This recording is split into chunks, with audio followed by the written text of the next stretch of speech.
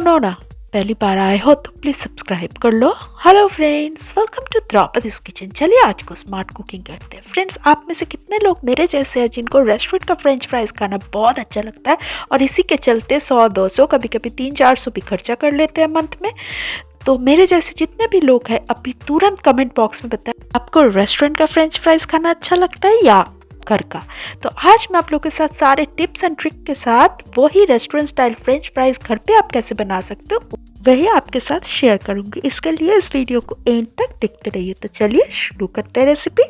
तो देख सकते हैं मैंने आलू को छिल लिया है और उसको मोटा मोटा उंगली के साइज के काट लिया है, एक एक मतलब 2 इंच मोटा। अब उसको मैं बॉईल कर लूँगी 2 मिनट के लिए 1 टेबलस्पून नमक के साथ।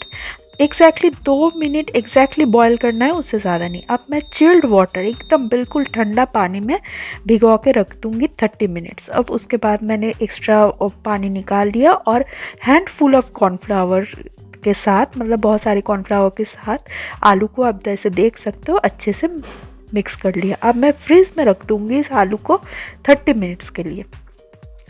30 मिनट्स बाद हम फ्रीज से आलू को निकाल के हाई फ्लेम में फ्राई कर लेंगे। फ्राई कर रही हूँ हाई फ्लेम में 4 से 5 मिनट के लिए। रेडी है हमारा फ्रेंच फ्राइज। अब अपनी मनपसंद डिप के साथ सर्व कीजिए। Thank you for watching friends.